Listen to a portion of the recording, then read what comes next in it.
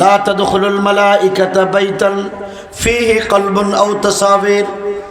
আল্লাহর নবী বলেন ওই ঘরে রহমতের ফেরেশতা প্রবেশ করবে না যেই ঘরে ছবি এবং কুকুর থাকে।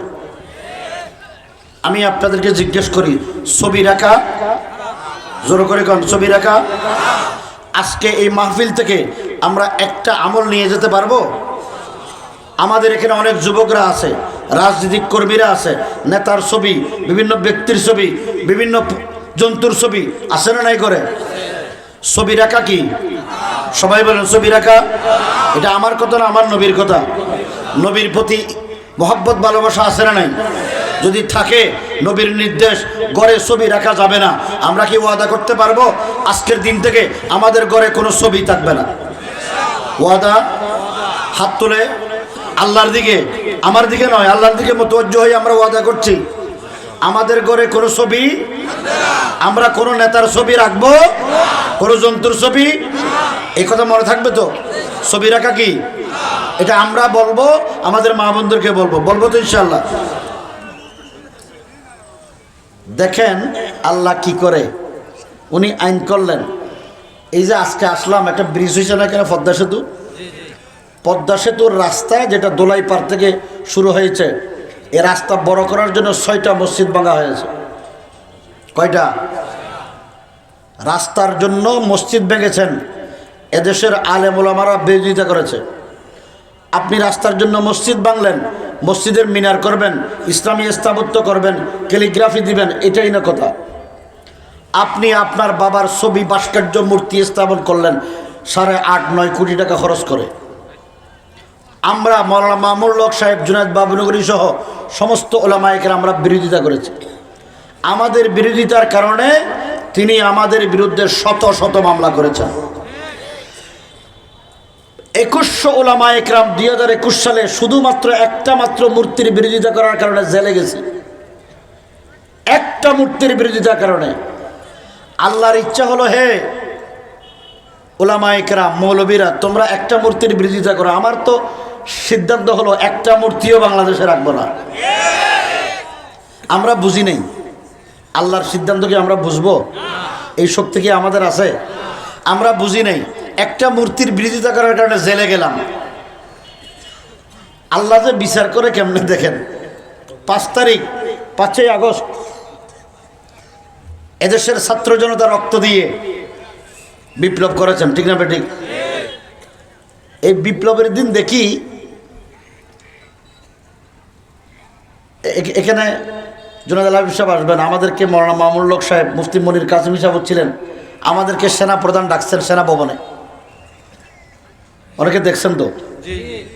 আমরা গেলাম, যখন ওনার সাথে আলাপ আলোচনা শেষ করে প্রেসিডেন্টের কাছে যাব, দেখি যে বিজয় সরণিতে, আমরা তো জেলে থাকার কারণে মূর্তি কোথায় বানাইছে জানি না, বিজয় সরণিতে লাখ লাখ মানুষ জাতির বাবার মূর্তিকে ঘিরে রাখছে।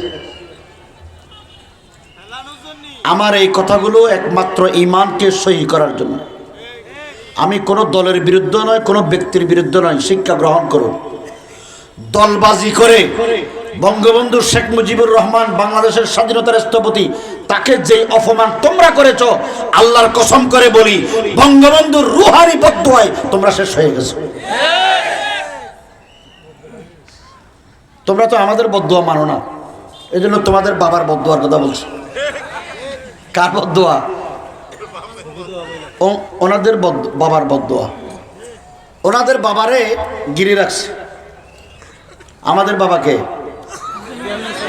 জোরে করে গান। এই জন্য উনি আমাদের বাবা না, কার বাবা? তাদের বাবা গিরে রাখছে। কাছে এসে যখন দেখলাম, দেখি যে জাতির বাবার গলায় এত বড় বড় মোটা মোটা রশি। রশি দিয়ে দেখি 2টা রশি, একটা দিয়ে ডান দিকে টানে, আরেক দিকে বাম দিকে টানে। আমি উৎসাহী হয়ে দাঁড়িয়ে দেখলাম জাতির বাবার নিচে এত বড় বড় হাতুড়ি দিয়ে জাতির বাবার পায়ে মারা শুরু করছে। একটু পরে দেখি বুল্ডোজার দিয়ে পিছন থেকে গুতা শুরু করছে, পায়ের তলা যা আছে সব বের করে ফেলতেছে। আপনারা ভিডিও আছে তো, ইউটিউবে নাই? এরপরে দেখলাম একটা ছোট বাচ্চা জাতির বাবার মাথার উপর দাঁড়িয়ে টপ টপ পেশাব করতেছে।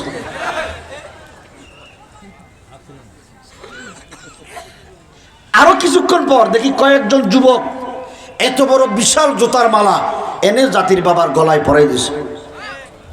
ইজ্জত না বেইজ্জত? আরো যেরকম ইজ্জত না বেইজ্জত? কে করলো? আল্লাহ নিজেই বলেন, কুলিল্লাহুম্মা মালিকাল মুলক তুতিল মুলকা মান তাশা ওয়া তানজিউল মুলকা মিম্মান তাশা ওয়া তুইজ্জু মান তাশা ওয়া তুযিল্লু মান তাশা বিয়াদিকাল খায়র ইন্নাকা আলা কুল্লি শাইইন কাদির। ইজ্জত দেনওয়ালা কে? বেইজ্জত করনেওয়ালা কে? আরো জোরে করে কোন কে? আল্লাহ হলেন সমস্ত ক্ষমতার মালিকদের মালিক। আর তোমরা এখানে এসে এই দুনিয়ায় কয়েকদিনের রাজত্ব করে মনে মনে ফেরাউন বনে গেছো, লেডি ফেরাউন হয়ে গেছে, ফেরাউনের বাহিনী তৈরি হয়ে গেছে। আল্লাহ পাক বলেন, এই ফেরাউনকে, দুনিয়ার মিশরের ফেরাউনকে যে শাস্তি দিয়েছি, এই দুনিয়ার লেডি ফেরাউন তার বাহিনীকে আর চাইতে বড় শাস্তি দেবে। কি শাস্তি? একেবারে সহজ। 2013 সালে আল্লামা আহমদ শফি রহমতুল্লাহ আলাইহির নেতৃত্বে আমরা নাস্তিকদের বিরুদ্ধে আন্দোলন করেছি, মনে আছে তো? শাপলা চত্বরে গিয়েছিলাম। নাস্তিকরা আল্লাহর নবীকে গালি দিয়েছে। রসুল আকরাম সাল্লাল্লাহু আলাইহি ওয়াসাল্লামের শানে আল্লাহ পাক আয়াত নাযিল করেছেন, ইন্নাকা লাআলা খুলুকিন আযীম। আল্লাহর নবী বলেছেন, ইন্নামা বুইসতু লিউতাম্মিমা মাকারিমাল আখলাক। আল্লাহর নবী যেই উত্তম চরিত্র নিয়ে দুনিয়াতে এসেছেন, দুনিয়াতে আল্লাহর নবীর মতো এরকম কোন চরিত্রবান লোক নাই। ঠিক না বেঠিক? আবু লাহাব, আবু জেহেল এইরকম বিশ্রী মিথ্যা কথা কোনোদিন বলে নাই, রসুলের শানে বেয়াদবি করে নাই। আমাদের দেশে 2013 সালে কতিপয় নাস্তিক ব্লগার যারা শাহবাগে রাত দিন 24 ঘন্টা মাসের পর মাস ডলাডলি করে, কষাকষি করে, রাষ্ট্রের নিরাপত্তা নিয়ে, যে বিজিবি পুলিশ সহ তার ক্যাডার বাহিনীর নিরাপত্তার মাধ্যমে যাদেরকে মাসের পর মাস লালন পালন করেছেন, সেই নাস্তিকরা সেখানে বসে বসে আমার নবীকে গালি দেয়। কি বলে? কয় মোহাম্মদ লুচ্চা নবী। নাউজুবিল্লাহ কর। আমি আপনাদেরকে জিজ্ঞেস করি, আমার নবীকে যদি কেউ লুচ্চা ডাকে, তার এই নবীর আশেকদের দেশে তার এদেশের জন্ম লাভ করা, এদেশে থাকা, বসবাস করার অধিকার আছে? এরপরে তারা বলল, মোহাম্মদ সাল্লাল্লাহু আলাইহি ওয়াসাল্লাম নারী লোভী ছিলেন। নাউজুবিল্লাহ কর। একটা বিবস্ত্র ল্যাংটা মেয়ের ছবি দিলেন, এই মেয়ের ছবির সিনায় লিখে দিলেন ওনার নাম আয়েশা, রাসূল আকরাম সাল্লাল্লাহু আলাইহি ওয়াসাল্লামের একজন স্ত্রী, উম্মাহাতুল মুমিনিন, যিনি সবচেয়ে বড় হাদিস বিশারদ মুহাদ্দিসা, সেই আল্লামা আম্মাজান আয়েশা রাদিয়াল্লাহু তাআলা আনহা সম্পর্কে তারা বলেন যে উনি কিশোর বয়সে আয়েশাকে বিবাহ করেছেন, নারী লোভী ছিলেন, সেই জন্য বিয়ে করেছেন। নাউজুবিল্লাহ কর।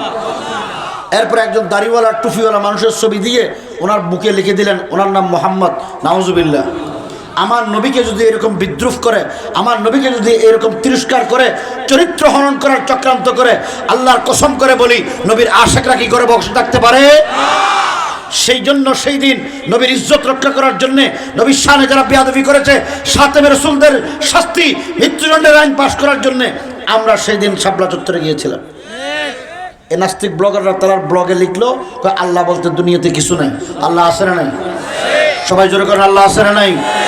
আল্লাহ যে আছে এটা তোমরা তোমরা তোমরা না দেখলেও আমরা তো দেখি। আল্লাহ নিজেই বলেন, হে মানুষ, তোমরা যে আমি যে আল্লাহ তোমাদের স্রষ্টা, এটা প্রমাণ করার জন্য দুনিয়াতে কোথাও যাওয়ার দরকার নাই। ওয়াফি আনফুসিকুম আফালা তুবসিরুন। তোমরা তোমাদের 3.5 হাত এই শরীরের ভিতরের দিকে লক্ষ্য করো, তাহলে আমি আল্লাহকে দেখবে। দেখেন মুহাদ্দিসিন ইকরাম লিখেছেন, কুতিলাল ইনসানু মা আকফারা মিন আইয়ি শাইইন খালাকা মিন নুতফা খালাক মিন নুতফাতিন খালাকাহু ফাকাদ্দারা। এই কদ্দারা ইউকাদ্দিরু তাকদীরানের অর্থ ভিন্ন। আমি আপনাদেরকে জিজ্ঞেস করি, আমরা যে মায়ের গর্ভ থেকে যে সুন্দর হাত, যে মোলায়েম হাত, নরম, আমরা লড়াচড়া করতে পারি, যে চেহারা নিয়ে এসেছি, যে রং নিয়ে এসেছি, এইরকম কোনো কিছু আবিষ্কার করার কোনো প্রযুক্তি তাম পৃথিবীর সমস্ত ডাক্তার, মেডিকেল সায়েন্স একত্রিত হয়ে আবিষ্কার করতে পারবে? আরেকটু প্রশ্ন করি, আমাদের বর্তমান সময়ে একটা স্লোগান বের হয়েছে, কুফরি স্লোগান, সেটা হলো না ছেলে হোক মেয়ে হোক দুটি সন্তান যথেষ্ট। জি, একটা হলে ভালো হয়, দুটি হলে আর নয়। এটা হলো কুফরি স্লোগান। এটা কি? আমাদের এই দেশে অনেক মুরব্বীরা আছেন, আপনাদের মারা, আপনাদের দাদিরা 8 জন 9 জন 10 জন সন্তান দুনিয়াতে আনছে কিনা? আপনারা বলেন তো, আমাদের এক ভাই আছে বড় বড় আলেম, ওনার 17 জন ছেলে মেয়ে। কয়জন? 17 জন। এই যে এক ছেলে এক মেয়ে নিয়ে যারা সন্তুষ্ট থাকতে চায়, এদের ঘরে শান্তি নেই, শান্তি নাই। এখানে ওলামায়ে কেরাম অনেকের কাছে, ওনারা যারা মাদ্রাসায় চাকরি করেন, মসজিদে চাকরি করেন, ওনাদের বেতন হলো 6,000, 7,000, 8,000, 10,000 টাকা। কিন্তু যারা বাংলাদেশের চতুর্থ পঞ্চম শ্রেণীর অফিসারদের বেতনও, কর্মকর্তাদের বেতন 25,000 টাকা, 28,000 টাকার নিচে নেই। 28,000 টাকা বেতন নিয়ে শান্তিতে চলতে পারে না। কিন্তু ওলামায়ে কেরাম, এখানে আল্লাহর কসম করে বলি, সব ওলামায়ে কেরাম এক একজনের 6, 7, 8, 10 জন সন্তান, সন্তানদেরকে নিয়ে স্বামী স্ত্রী সব মিলে আরামের জীবন যাপন, শান্তিতে চলে, কোনো অসুবিধা নাই। ঠিক না বেঠিক? দেখেন না এই হুজুর কি সুন্দর সুইটার গায়ে দিয়েছেন, টুপি কত সুন্দর, রুমাল কত সুন্দর, পরনের জামা কাপড় কত সুন্দর দামি। 5 ক্লাস অফিসাররাও এরকম দামি কাপড় পরতে পারে না। শান্তি নাই কেন?